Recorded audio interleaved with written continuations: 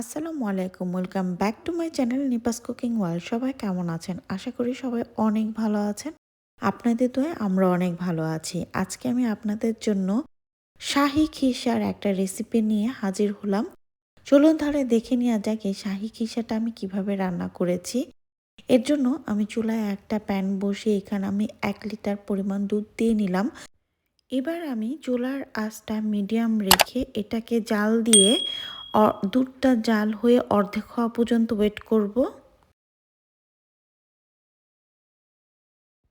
দুধটা যখন জাল দিয়ে অর্ধেক হয়ে আসবে এর মধ্যে আমি একটা এলাচ দিয়ে নিয়েছি।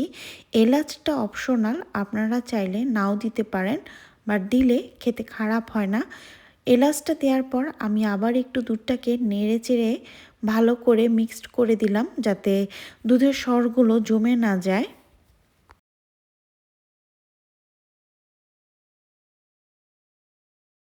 দুধটা যখন জাল হয়ে অর্ধেক হয়ে ঘন হয়ে আসবে তখন আমি এখানে 1 কাপ চিনি দিয়ে নিলাম। আপনারা চাইলে এখানে গুঁড়ো ইউজ করতে পারেন। চিনি দেওয়ার পর এবার আমি ভালো করে একটু নেড়ে চেড়ে দিব যাতে দুধটা একেবারে চিনি সহকারে নিচে লেগে না যায়, এদিকে খেয়াল রাখতে হবে।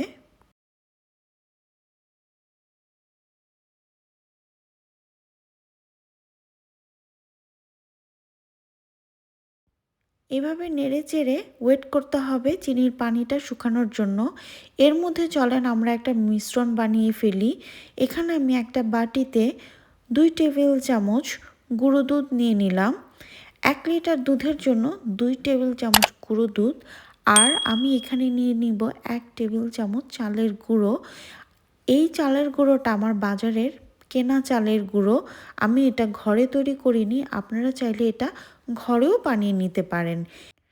এরপর এগুলো আমি ভালো করে একসাথে মিক্সড করে নিব।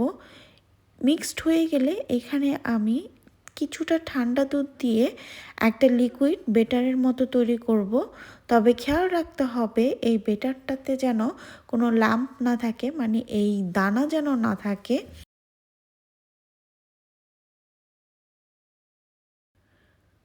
তো দেখতে পাচ্ছেন আমাদের মিশ্রণটা রেডি হয়ে গিয়েছে।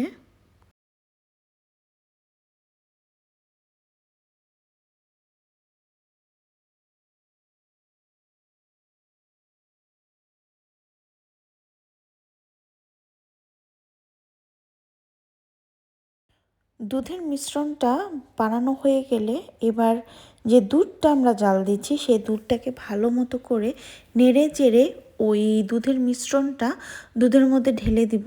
ঢেলে দেওয়ার পর কন্টিনিউ এটাকে নেড়ে চেড়ে মিক্সড করে দিতে হবে, তা না হয় এটা লেগে যাওয়ার সম্ভাবনা থাকে।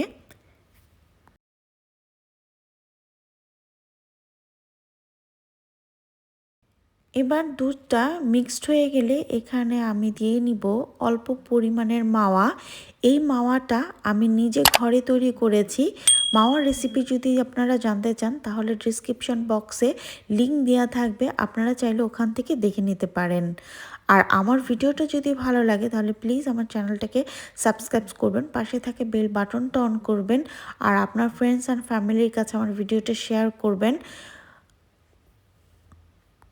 মাওয়াটা দেওয়ার পর কন্টিনিউ এরকম নাড়তে হবে, তা না হয় মাওয়াটা নিচে লেগে যাবে।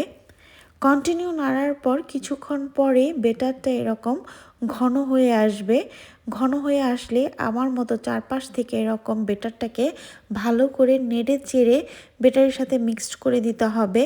আর ঠিক এরকম রাউন্ড রাউন্ড করে এই বেটারটাকে এবার খুব ভালো করে মিক্সড করতে হবে। এই কাজটা খুব দ্রুত করতে হবে, নয়তো সব উপকরণ একসাথে নিচে জমাট বেঁধে যাবে। তো আপনারা দেখতে পেয়েছেন যে আমার খিরসাটা প্রায় হয়ে এসেছে। তো খিরসাটা ঠিক এইরকম টাইপেরই আমি রাখবো, এর থেকে বেশি আর শক্ত করব না, তাহলে ঠান্ডা হয়ে যাওয়ার পর বেশি শক্ত হয়ে যাবে। তো আমি এখন এটাকে চুলো থেকে নামিয়ে নিব। আর এর থেকে বেশি ঘন করতে যাবেন না, তাহলে কিন্তু এটা খুবই শক্ত হয়ে যাবে। তো হয়ে গেল আমাদের মজাদার রাজকীয় টাইপের একটা খিরসা, শাহি খিরসা। তো আপনারা চাইলে ঘরে ট্রাই করে দেখতে পারেন। আজকে এই পর্যন্ত। আল্লাহ হাফেজ, আসসালামু আলাইকুম।